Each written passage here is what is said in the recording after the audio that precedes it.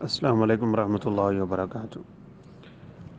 ایک سوال ہے کہ بغیر رجوع کے دوسری اور تیسری طلاق کیا واقع ہوتی ہے، اور اس انداز میں دی ہوئی 3 طلاقوں کے بعد کیا رجوع کی کوئی گنجائش ہے یا نہیں؟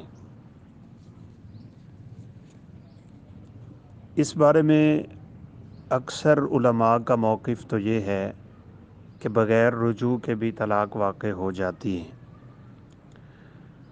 اگرچہ بعض کا خیال یہ ہے کہ نہیں ہوتی، کیونکہ وہ اس کی بیوی نہیں ہے تو طلاق بھی نہیں ہوگی، جبکہ یہ بات محل نظر ہے۔ وہ اس کی بیوی ہی ہے، اور اس کی بیوی ہونے کی بہت بڑی دلیل یہ ہے کہ وہ اس سے ملاقات کر سکتا ہے، وہ اسے دیکھ سکتا ہے، وہ اگر اس سے تعلق قائم کرنا چاہے وہ کر سکتا ہے۔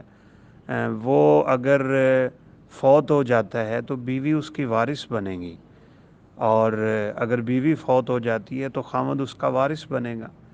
یعنی 3 دفعہ حیض کے ایام آنے تک تو ان کا آپس میں اس طرح کا تعلق ہے، وہ ایک دوسرے کے وارث ہیں، ایک دوسرے کے پاس آ جا سکتے ہیں، حرام نہیں، ناجائز نہیں ان کا تعلق۔ تو جب وہ آپس میں میاں بیوی ہی ہیں تو اگلی طلاق بھی واقع ہو جائے گی۔ شیخ الاسلام ابن تیمیہ رحمۃ اللہ علیہ کا موقف تھا کہ پہلے رجوع ہونا چاہیے، تو یہ موقف بھی اپنی جگہ پہ ہے، لیکن زیادہ جو رجحان اور احتمال ہے وہ یہی کہ طلاق واقع ہو جاتی ہے۔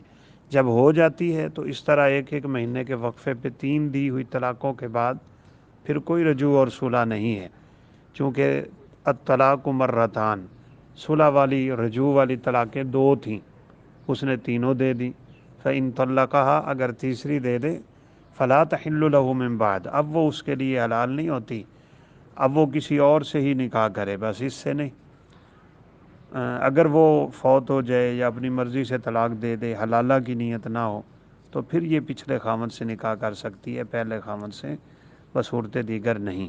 تو خلاصہ یہ ہے کہ اس طرح طلاق ہو جاتی ہے، اور 3 طلاقوں کے بعد رجوع کی کوئی گنجائش نہیں ہوتی۔ اللہ عالم۔ السلام علیکم ورحمۃ اللہ وبرکاتہ۔